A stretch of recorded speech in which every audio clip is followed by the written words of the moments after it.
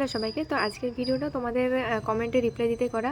তো তোমরা বেশ কিছু কোয়েশ্চেন করেছো এনএম রিলেটেড, আর এই কোয়েশ্চেনগুলো খুবই কমন এবং নর্মাল কোয়েশ্চেন, যেগুলো যারা এনএমে প্রিপারেশান নিচ্ছ বা জিএনএমের জন্য প্রিপারেশান নিচ্ছ তাদের জন্য অনেক হেল্পফুল হবে। তো ফার্স্ট কোয়েশ্চেনটা একটা বোন করেছে যার নাম দোলন রানী।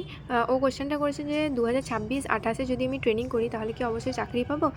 দেখো, এখনও পর্যন্ত কিন্তু চাকরি হয়েছে, কনফার্ম কিন্তু চাকরি হয়েছে এনএম ট্রেনিং করার পর। 2026-28 তুমি বলছো 2 বছর ট্রেনিং করার পর চাকরি পাবো কি না। তো এখনও পর্যন্ত টিল ডেট দুটো ব্যাচ বেরিয়েছে। 3 নম্বর ব্যাচ আমাদের বেরিয়েছি। আমাদের এই ডিসেম্বরেই জাস্ট মার্কশিট, আমাদের রেজাল্ট দিয়েছে, মার্কশিট এখন আমরা হাতে পাইনি। তো 2021 আর 22 যে দুটো ব্যাচ ছিল সে দুটো কিন্তু পোস্টিং হয়েছে। এখনও পর্যন্ত কিন্তু 100% পোস্টিং হয়েছে। ভালো করে এন্ট্রান্স দিয়ে ট্রেনিং কমপ্লিট করার পর কিন্তু পোস্টিং অবশ্যই কিন্তু হয়েছে এখনও পর্যন্ত। তো তুমি যদি প্রিপারেশান নিচ্ছ এনএমের অবশ্যই নাও। এখনও পর্যন্ত টিল ডেট কিন্তু পোস্টিং কনফার্ম আছে। এবার আমাদের ব্যাচটা দেখা যাক কখন পোস্টিং দিচ্ছে।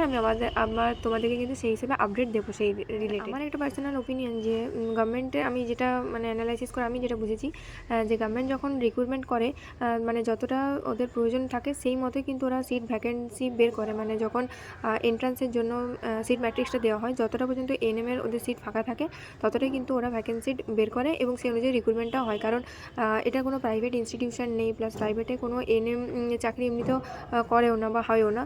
তো সেই হিসেবে গভর্নমেন্ট যতটা প্রয়োজন ততটাই সিট বের করে। যদি সিট থাকে এবং এক্সাম হয় তা অবশ্যই তার মানে তুমি পোস্টিং পাবে। এটা আমার একটা পার্সোনাল ওপিনিয়ন। কোয়েশ্চেনটা করেছে হচ্ছে অফিসিয়াল সাবি, লেখা রয়েছে নামটা। তো তারও সেই একই কোয়েশ্চেন যে পোস্টিং হবে কি না 2 বছর ট্রেনিং করার পর। তো এখনও পর্যন্ত স্টিল কনফার্ম পোস্টিং হয়েছে। তো নেক্সট কোয়েশ্চেনটা হচ্ছে আমার র্যাঙ্ক রিলেটেড, অফিসিয়াল সাবি যে নামটা বললাম ওটা। আর একজন সুষমা খান বলে, সেও জানতে চেয়েছে আমার র্যাঙ্ক কত ছিল। তো আমার এএনএমের র্যাঙ্ক ছিল হচ্ছে 682। পরের কোয়েশ্চেনটা করেছে হচ্ছে পূজা ভুই। তো সে জিজ্ঞেস করেছে যে আমার মানে জেনারেল ক্যাটাগরি ছিল না ইডাব্লিউএস, আমি জেনারেল ক্যাটাগরি থেকে পরীক্ষা দিয়েছিলাম আর আমার মার্কস ছিল হচ্ছে 74.58। তোমরা আমার র্যাঙ্ক কার্ডের ডিটেলস ভিডিওটা দেখতে পারো, ওটা দেখলে তোমাদের সবটা ক্লিয়ার হয়ে যাবে। আমি কীরকম র্যাঙ্ক বা নাম্বার পেয়েছিলাম, আমার জিএনএম র্যাঙ্ক বা অল টোটাল র্যাঙ্ক কত ছিল সেগুলো সব সেখানে আমি কিন্তু ডিটেলসে দিয়ে দিয়েছি। কোয়েশ্চেনটা করেছে হচ্ছে বিদীপ্ত প্রামাণিক। সে জিজ্ঞেস করছে যে পাস করার পর কি বাড়ি কাছাকাছি কলেজ দেয় নাকি অনেক দূরে কলেজ দেয়। এবার সেটা ডিপেন্ড করছে তোমার র্যাঙ্কের উপর, তুমি যে কলেজটা কীভাবে সিলেক্ট করছো সেটার উপর।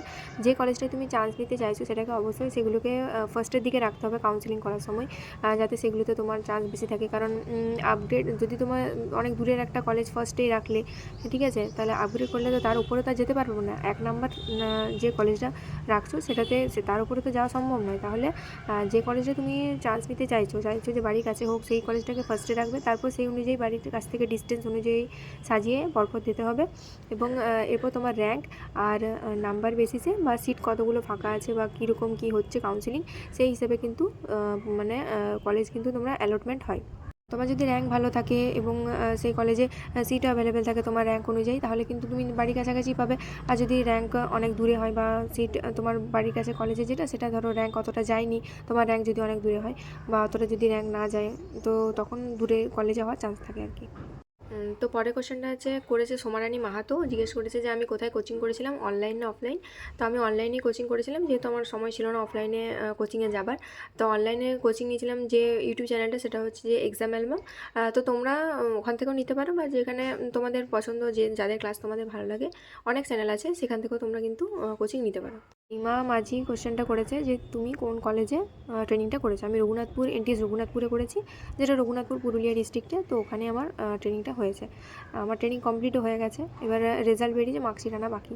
তো দেখা যাক কী হয়। তো পরের আপডেট আবার আমি তোমাদেরকে দেবো। আরও যদি তোমাদের কিছু কোয়েশ্চেন থাকে তোমরা অবশ্যই জানিও, আমি তোমাদেরকে আবার ভিডিওর মাধ্যমে জানাবো। Thank you.